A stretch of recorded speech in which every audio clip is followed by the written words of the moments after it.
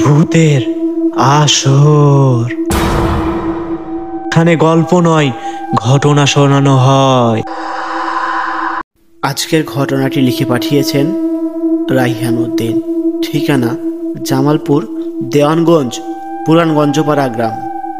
আসসালামু আলাইকুম মোস্তাফিজুর ভাই। আমি আপনার ইউটিউব চ্যানেল ভূতের আসরের এক নিয়মিত দর্শক। আপনার চ্যানেলের গল্প, ভয়েস, থাম্বনেল সব কিছু এত দুর্দান্ত যে প্রতিটা ভিডিও শেষ না করে থাকা যায় না। আজ আমি আপনার চ্যানেলের জন্যই একটি আসল ভয়ঙ্কর হরহর স্টোরি লিখে পাঠাচ্ছি। চলুন ঘটনায় যাওয়া যাক। মোস্তাফিজুর ভাই, এই ঘটনা আমার বুকের ভেতর আজর ছুরি দিয়ে বিঁধে আছে। আমি রাইহান, আমাদের গ্রামে একটা ছোট স্টুডিও চালাই। ছবি তোলা আমার কাজ, আর সেই ছবির কারণেই আমার জীবনে নেমে আসে মৃত্যুর ছায়া। ঘটনাটি 2023 সালে জানুয়ারি। শীতের ঠান্ডা বাতাসে গ্রামটা যেন নির্জন। দিনের বেলা 3টার দিকে আমার দোকানে এলেন এক মাঝবয়সী মহিলা। মুখে কালো ওড়না, চোখে ভয়, ঠোঁট শুকিয়ে গেছে। দোকানে ঢুকেই বলল, বাবা, আমার মেয়ের একটা ছবি ঠিক করে দাও তো, খুব দরকার। আমি স্বাভাবিকভাবে হাসি মুখে জিজ্ঞাসা করলাম, ছবিটা দিন আপা। তিনি ব্যাগ থেকে একটি পুরনো ভেজা কুঁচকে যাওয়া ছবি বের করলেন। ছবিটা মাত্র হাতে নিতেই আমার পুরো শরীর হিম হয়ে গেল। এক কিশোরী মেয়ের ছবি, কিন্তু তার দু চোখ যেন ছবি না, কারো জীবন্ত চোখ আমার দিকে তাকিয়ে আছে। গভীর, অন্ধকার, শূন্য, কিন্তু একই সাথে ভয়ঙ্কর। আমি তোতলাতে তোতলাতে বললাম, আপনার মেয়ের ছবি? মহিলা দীর্ঘশ্বাস ফেলে বললেন, ও আর বেঁচে নেই বাবা, আর এই ছবিটাই ওকে মেরে ফেলেছে। আমার শরীরের রোম খাড়া হয়ে গেল। ছবি দেখে এমন অদ্ভুত অনুভূতি কখনো হয়নি। আমি জিজ্ঞাসা করলাম, ছবি কিভাবে কাউকে মেরে ফেলল? মহিলা চুপ করে গেলেন। তারপর হঠাৎ কান্নায় ভেঙে পড়ল। ছবির ওপর কালো জাদু করা হয়েছিল। এই ছবির চোখ দিয়ে প্রাণ টেনে নেওয়া হয়েছিল। আমি ভয়ে কথা হারিয়ে ফেললাম। আমি মহিলাকে শান্ত করে কাজ শুরু করলাম। ছবিটা স্ক্যান করলাম।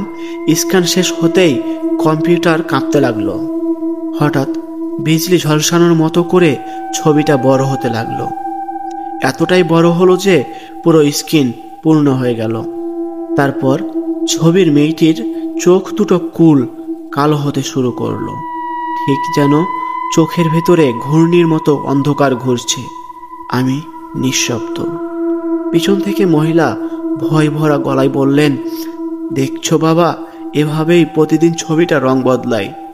আমি আরেকটু জুম করতেই হঠাৎ কম্পিউটার স্পিকারে ছড়িয়ে পড়ল এক ফিস ফিস শব্দ, ফিরে দাও, ফিরে দাও।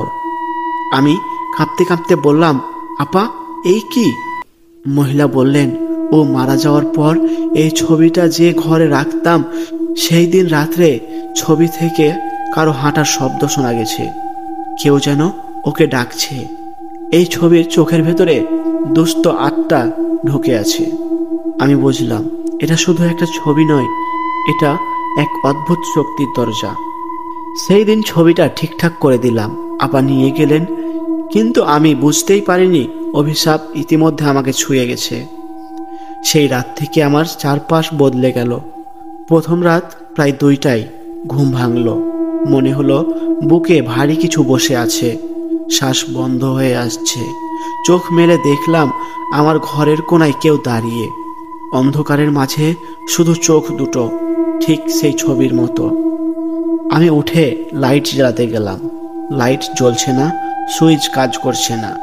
ঠিক তখনই দেয়ালের সাথে হালকা আঁচড়ানোর শব্দ। আমার মাথা ঘুরে উঠল। একটা শব্দ, এই অনুভূতিটা ঠিক সেই ছবির মতো। আমি বিছানায় ফিরে এসে চোখ বন্ধ করতেই কানের কাছে ফিস ফিস করে বলল, ছবি ফিরিয়ে দাও, ছবি ফিরিয়ে দাও। আমি ঘামতে শুরু করলাম। জানালা খুলে বাইরে তাকাতেই দেখলাম দূরে দাঁড়িয়ে এক মেয়ের ছায়া। লম্বা চুল, সাদা পোশাক, শরীরের ভিতর দিয়ে ঠান্ডা কাঁপুনি নেমে গেল। পরের দিন দোকানে গিয়ে দেখি টেবিলের ওপর সেই মেয়েটার ছবি এক কপি রাখা। আমি তো প্রিন্ট করিনি, তাহলে এটা এলো কোথা থেকে? আমি কাছে যেতেই চোখ দুটো আমার দিকে ঘুরে গেল। হঠাৎ মেয়েটার ঠোঁট সামান্য নড়ল। তুমি আমাকে ধরেছ? আমি ছবিটা টেবিল থেকে ছুঁড়ে ফেললাম। ছবিটা মেঝেতে পড়তেই নিজে নিচে মুচকে গেল। দোকানে কাঁচের দরজা হঠাৎ বন্ধ হয়ে গেল। কেউ যেন বাইরে থেকে জোরে টানলো। দেয়ালের আয়নায় দেখলাম আমার পেছনে দাঁড়িয়ে আছে সেই মেয়ের ছায়া। আমি পেছনে ফিরতেই ছায়াটা মিলে গেল মাত্র কয়েক সেকেন্ডে। কিন্তু কয়েক সেকেন্ডে বোঝানোর জন্য যথেষ্ট ছিল যে এই অভিশপ্ত এখন আমাকে ঘিরে ধরেছে। তৃতীয় দিন রাতে সবচেয়ে ভয়ঙ্কর ঘটনা হলো।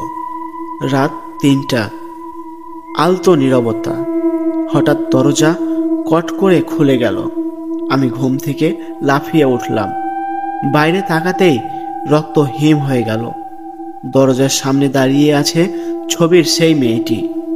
তার পুরো শরীর যেন শুকিয়ে গাছের ডালের মতো। চোখ দুটো সম্পূর্ণ কালো, মুখে বিকৃতি হাসি। সে ধীরে ধীরে ঘরের ভেতরে ঢুকতে লাগলো। প্রতিটি পদক্ষেপে ফিস ফিস শব্দ।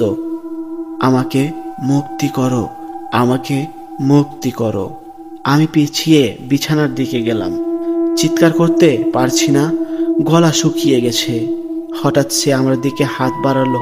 তার হাতটা ছিল দগ্ধ, পোড়া, ঠিক যেন আগুনে পুড়ে গেছে। সে বলল, ওরা আমাকে ছবিতে বন্দি রেখেছে, আমাকে মেরে ফেলেছে, এখন তুমি ছবি ধরেছ, তোমাকেও লাগবে। আমি জানতাম না কি করব। হঠাৎ যেন ঘরের হাওয়া বদলে গেল। ঠান্ডা বাতাস বইতে লাগলো।